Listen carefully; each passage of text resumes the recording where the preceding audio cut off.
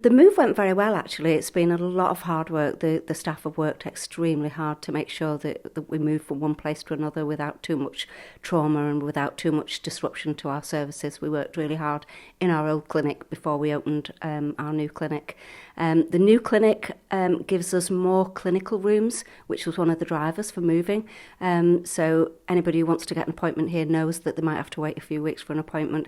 We're hoping in the very near future that our new clinic rooms will address that. So more rooms means we can see more patients, and we think it's a more convenient location for most people to get to, with parking outside. So we're hoping it's going to be a much more accessible service. And it might seem like an obvious question, but why do we need a sexual health clinic on the island? And what services do you carry out here, and why is it important? I believe sexual health is really important. I've worked in sexual health for many years now and seen the service grow over the years. I think what we do is encourage people to come in and get testing. It's really important to get tested. In today's world, people tend to change partners, and we encourage people to get tested every time they change sexual partners, because undiagnosed infections can have really disastrous consequences if not identified and treated effectively. So that's an important role. The other role that we play is contraception. So we provide a full contraception service here.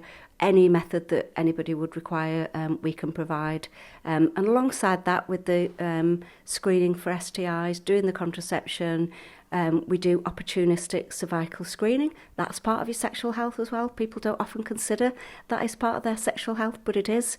And we look after people with HIV. We have patients that we care for long term. We also provide a service for genital skin conditions and for females, vulval pain disorders. We manage those as well. So lots of women may go to their GPs with unexplained skin problems or pain, and they can come here and get a diagnosis, and we can manage that as well. So we do a whole range of services here, not just STI testing. Just on those latter services you mentioned there, how important is it to get checked early? And you can, I suppose, diagnose some quite serious conditions here. We can. I mean, probably one of the most serious, in everybody's opinion, would be HIV. Early detection is absolutely crucial, because if it's detected in the early stages before you develop symptoms, you can be managed long term and live a long, healthy life as long as you take your medication and follow our advice. What can put people off coming to the clinic and be a bit hesitant about coming forward? I think the clinic for a long time has had stigma, and we've worked so hard to get rid of that stigma, encourage people to look after their sexual health, and it's not been helped by recent headlines. I was really encouraged by the public response to what may be considered completely irresponsible journalism. It really had such an impact on staff here who'd worked so hard. It was really unfair. Because how long has this move been in development? We've been talking about it for many years and recommending that all our services should be joined together. That's because it provides a holistic service. It means people can get different services all in one appointment as opposed to going to different places. So the last, I would say, 3 years we've been planning to move. So that's when it was agreed, yes, you should move, you should all be together. And it's taken 3 years to get where we are today. And it's important, of course, that people feel they can come forward without judgment. Is that a constant battle? It is a constant battle, but one that we think we're winning. Obviously, judging by the public response to the recent headlines, and also by feedback from our patients.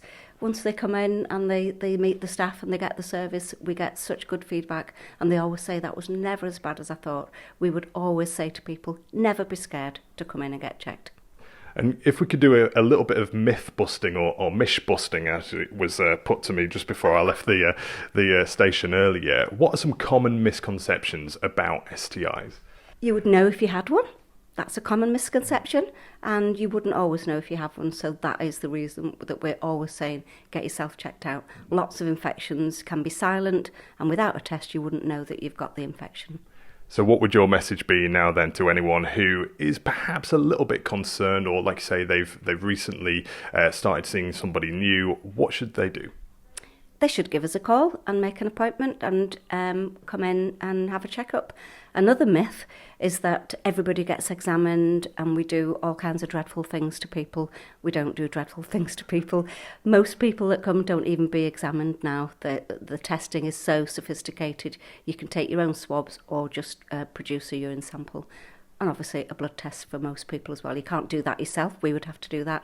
But the embarrassing bit about, perhaps getting your pants off in front of a stranger, that doesn't happen to everybody. So we only do that if we have to. And obviously complete professionalism here. Absolutely, absolutely. The staff here my team are absolutely fantastic. They're all so good at their jobs, making people feel at ease, and they're not embarrassed to talk about sex and sexual health issues. That is our expertise. Back when I was at school, we would have nurses from the local clinic come and educate the sort of the higher year groups in secondary school. Is that something you do as well? We do. When we're invited into schools, we will happily go in and talk about sexual health services, and we would do age-appropriate sex education and education about STIs and getting checked and the need for contraception once they're considering being sexually active. So yeah, that is something that we do, and it's an important role. From what I understand, a lot of the education was missed out during COVID years.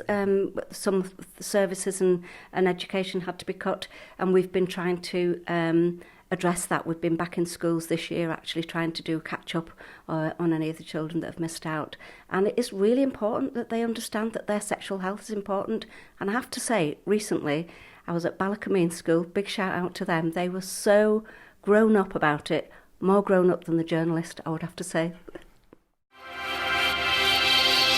Thank you for making it to the end of the Manx Radio newscast. You are obviously someone with exquisite taste. May I politely suggest you might want to subscribe to this and a wide range of Manx Radio podcasts at your favourite podcast provider, so our best bits will magically appear on your smartphone.